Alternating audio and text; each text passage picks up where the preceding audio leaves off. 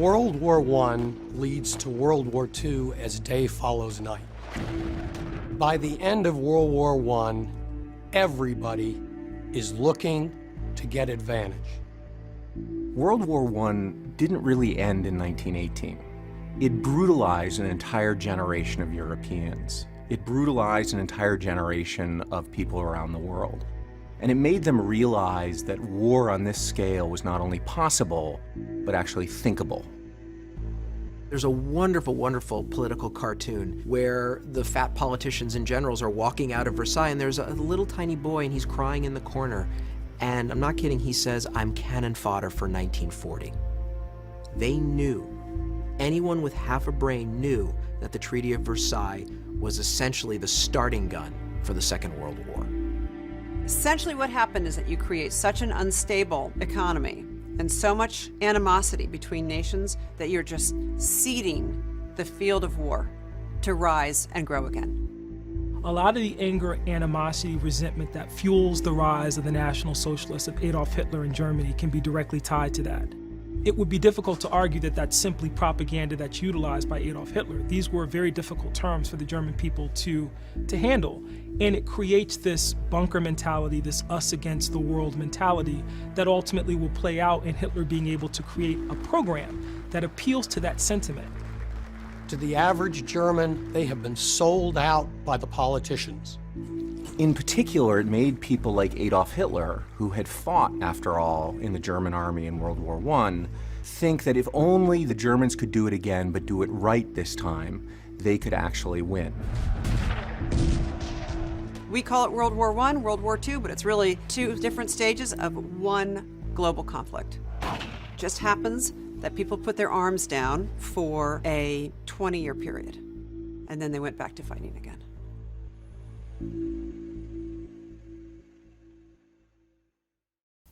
Unit 4. Students explore U.S. involvement in World War II and how the outcomes of World War II propelled the U.S. into a leading world power.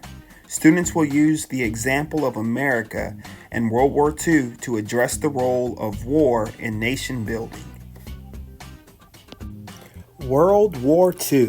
What is the role of war in nation building? Topics of discussion. Number 1. The crisis in Europe and American entry. Number 2. The U.S. during the war. Number 3. Victory and the New World Order. The crisis in Europe and American entry. US.4.6. Examine the causes of World War II and explain the reasons for U.S. entry into the war.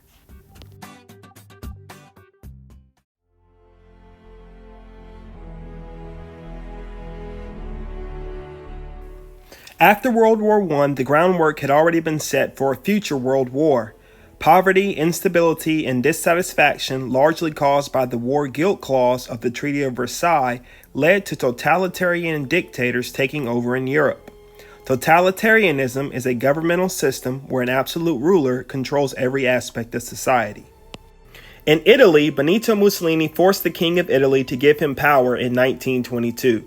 Mussolini embraced a totalitarian style of government called fascism. He relied heavily on nationalist rhetoric to gain the support of the people. In the 1930s, Mussolini and Italy left the League of Nations and conquered Ethiopia and Albania. In Germany, many were dissatisfied with the way the Great War had ended. Germany accrued an enormous amount of debt from reparation payments caused by the war guilt clause. To pay off their debt sooner, Germany started printing more money. This led to hyperinflation, a drastic increase in the purchasing power of money in the country. Adolf Hitler and the National Socialist German Workers' Party used this as an opportunity to rise to power. After a failed takeover of Bavaria, a state in southern Germany, Hitler became Chancellor of Germany 10 years later. He used his position to support Aryan superiority, blame the Jewish people for all of Germany's problems, ban other political parties, withdraw from the League of Nations, take over European territories. While Britain and France initially adopted a policy of appeasement by allowing Hitler to annex territories, the German invasion of Poland was the final straw.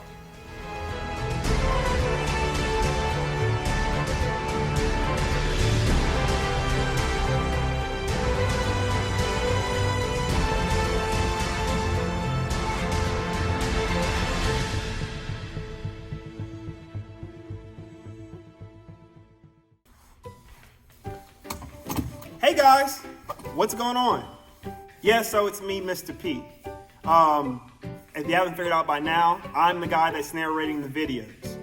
So look, in light of everything that's going on, I hope things are going relatively well for you. I hope that you've been able to get into your classes and that you start learning by now. So I have a background as a social studies teacher. I actually have a master's degree in history. So I said to myself, how can I help teachers during this time to help students learn? So I reached out to a couple of teachers, asked them if they would like me to help create videos. And so that's what I'm going to be doing. So these videos are created for you. And if there's anything that I can do in creating this video that will better help you learn, just communicate that to your teacher. So like if more pictures or more videos or more captions or maybe captions in your native language, anything that I can add to this video that will help you learn better, just communicate that to your teacher and I'll be more than glad to make the adjustments. 30s, the Hoover administration turned America towards a policy of isolationism with the passage of the Smoot-Hawley tariff in 1930. To protect American farmers and businesses, a massive tariff was placed on goods coming into America. This made foreign goods more expensive. The government thought that by raising the cost of foreign goods, Americans would buy more American-made goods. By instituting a high tariff, the Hoover administration encouraged less foreign trade between the United States and other nations.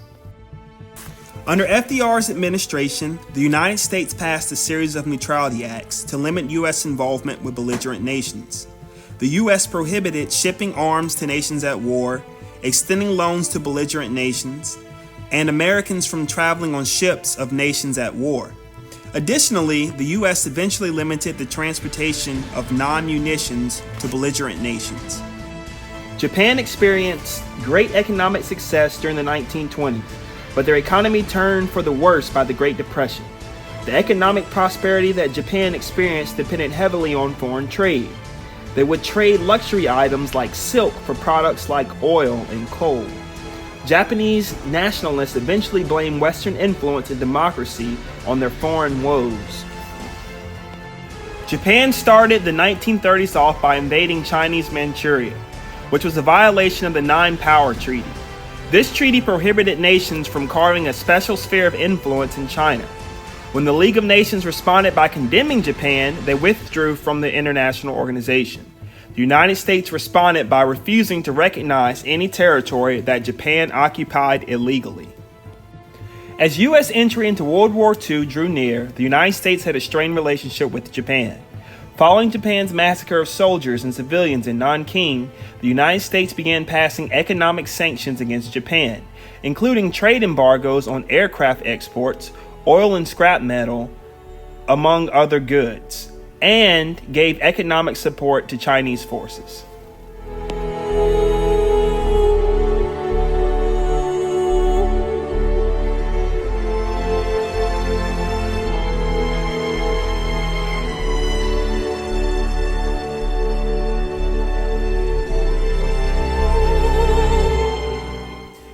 Activity 1. First, write down what isolation means. Second, take a moment to read the speech in your preferred language. As you read, cite evidence from the text that shows how this policy reflects a view of isolationism. So, you're going to need to pause on the quarantine speech that is in your preferred language. So if you want to read it in English, you're going to need to pause the video to read the speech. Or you can go onto Google Classrooms and download a copy of the speech.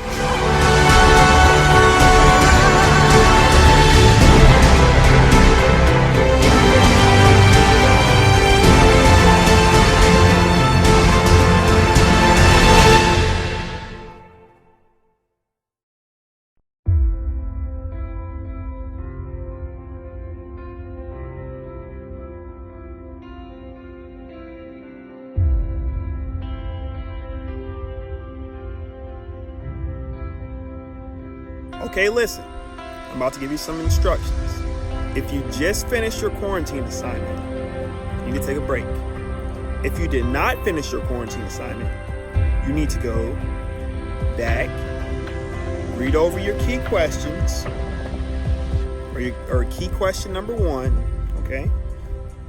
Reread your directions, okay? It says to first write down what do you think isolation means, right? Okay?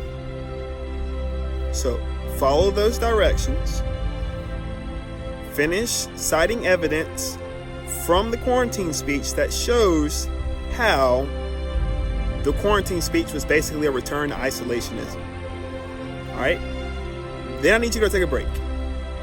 So, after you've finished reading the speech, you complete your quarantine assignment, take a break. If you have finished your work, okay? Do not keep going forward. Take a break. Take a break. You're going to get tired watching this video. We have more information to cover. I need you to go take a break. Okay? All right.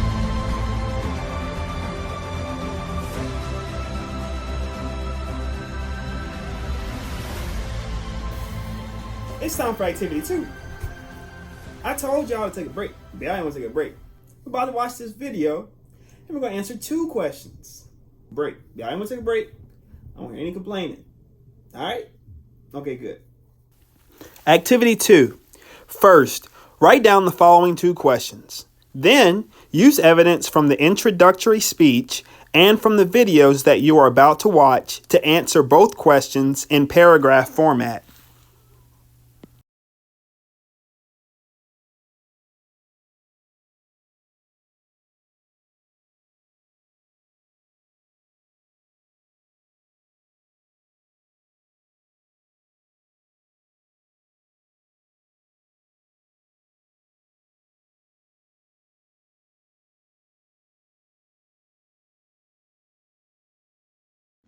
The 1941 bombing of Pearl Harbor by the Japanese was one of the most devastating attacks on American soil.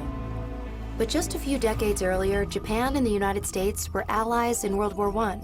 So how did things get so bad between them? It all comes down to oil. To explain, we need to go all the way back to the 19th century.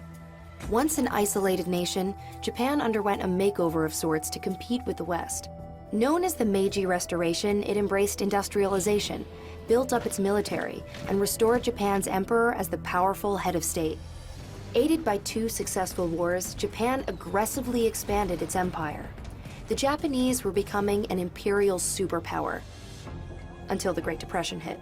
You see, Japan is an island nation with few natural resources, so it depends on international trade to keep its economy afloat. The economic crisis put a stop to all that. Japan was in a bind, so its military leaders, who called the shots at this point, decided the best defense against financial ruin would be a good offense. They would invade nearby China, particularly Manchuria, for its plentiful resources like iron, soybeans, and land. Lots and lots of unsettled land. So what does this all have to do with the United States? Well, the US was a long-standing Chinese ally, and it watched uneasily from the sidelines as the 2 nations clashed in the 1930s. But America wanted nothing to do with another war, so it just denounced Japan's aggression. Tensions rose in 1937 when Japan invaded the Chinese city of Nanjing. In doing so, they attacked an American gunboat, killing 3 and wounding dozens. Disturbing images coming out of war-torn China further swayed American opinion against Japan. In response, America attacked Japan's resources.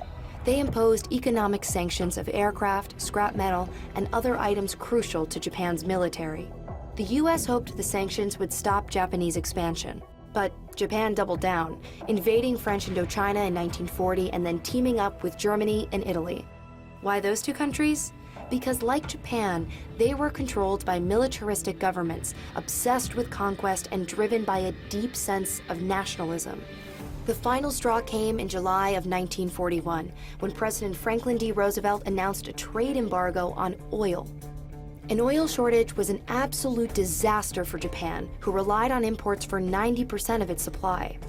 Not only would this destroy the Japanese economy, but it would put its military at a literal standstill, which meant no more expansion. Japan resented the US for meddling in its quest to dominate Asia. The only solution left for the Japanese was total war. Crush the US fleet in the Pacific and then occupy Southeast Asia and claim its resources. And so, on December 7, 1941, Japan launched its surprise attack at Pearl Harbor. At first, it seemed like a win for the Japanese, destroying or damaging 21 US ships and more than 300 aircraft, and killing around 2,400 soldiers, sailors, airmen, and civilians.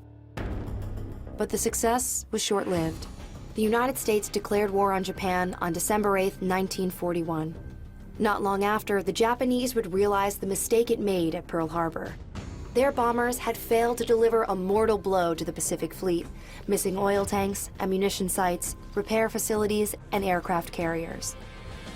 Just 6 months later, remnants of the US fleet would score a key victory against Japan at the Battle of Midway, turning the tide of the war against the once mighty.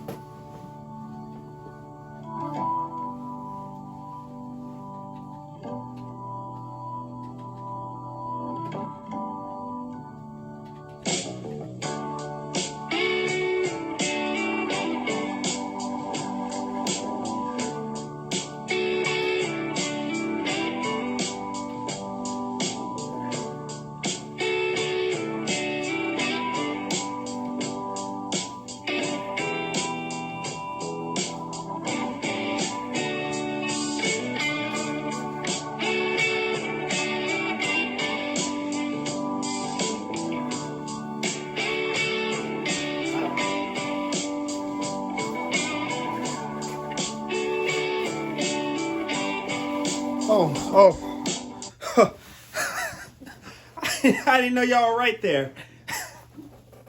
I was, getting some work done. Miss Meggs usually has us working here over hours. I was just, getting some work done. So what about that question, or those questions on Japan, right?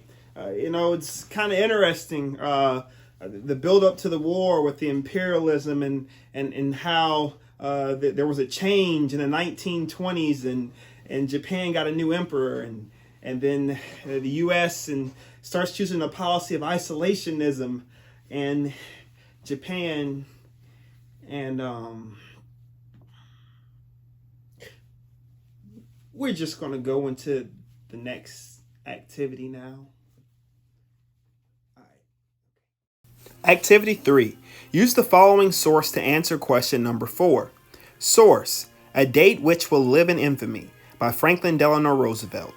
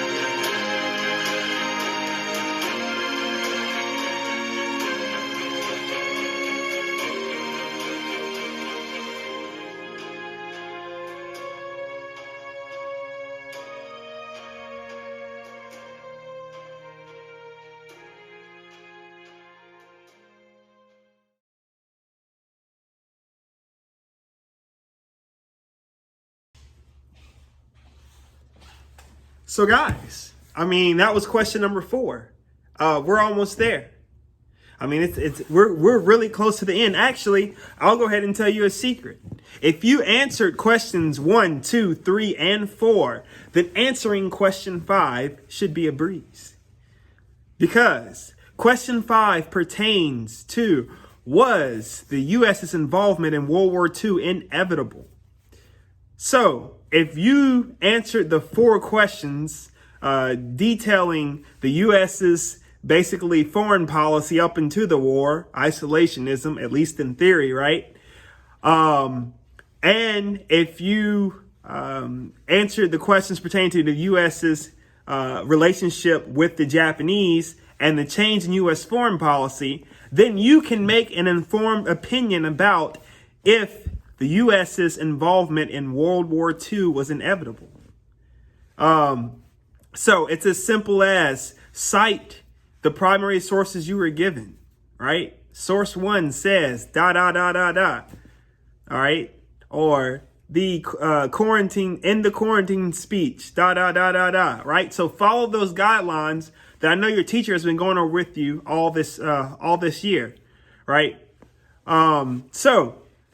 As well, cite prior outside knowledge. And for the purposes of this class period, you can cite from those videos. Of course, you won't have that option available to you on your LEAP 2025. But use that knowledge that you received from those videos. You can even cite me as prior outside knowledge. Don't worry. That information I gave you in the beginning is historically accurate. I'm willing to bet my job on it. All right. No, but really, you guys did a great job today. Hopefully, we'll continue to improve these videos. So I'm not sure how your teacher's going to want you to turn in these questions. I'm sure it'll be electronic format, perhaps on Google Classroom and or however they deem necessary. So I'm pretty sure they'll give you instructions on how to do that. But it was fun having you all today. If you could all give your teachers some type of feedback on these videos, I would be more than glad to adjust them to fit your liking. If I was a little over the top, sorry, that's just my personality. We all know this is my first round with YouTube, right? But once again, we have boldly went where no U.S. history class has gone before in the history of Grace King. Nah, kidding. But it was great seeing you guys. I hope you guys are being safe and enjoying your time, distancing yourself. All right, so you guys take care. And this is Mr. P signing out.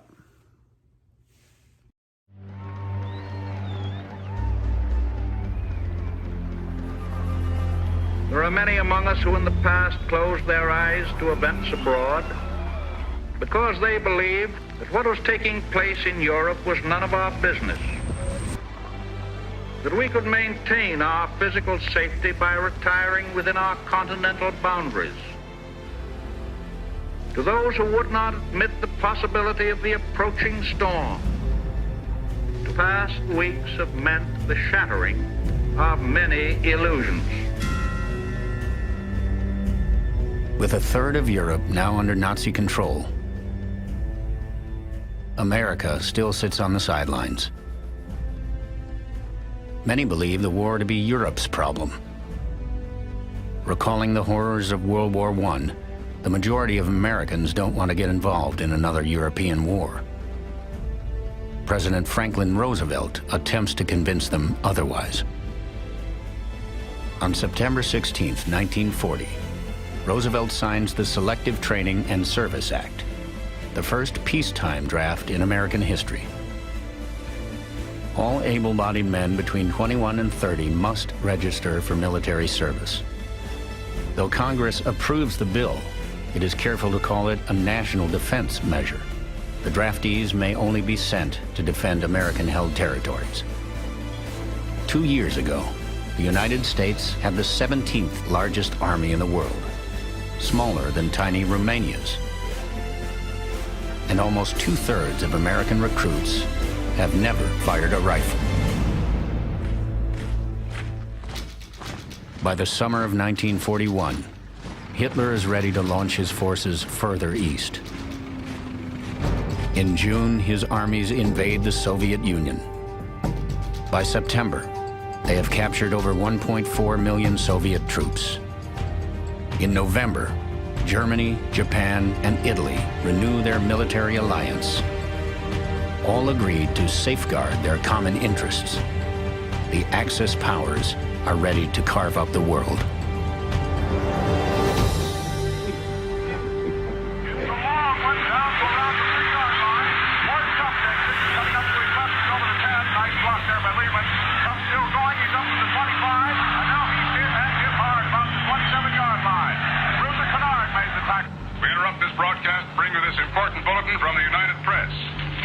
Washington.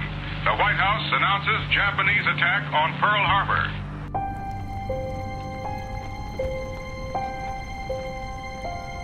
December 7th, 1941, a date which will live in infamy.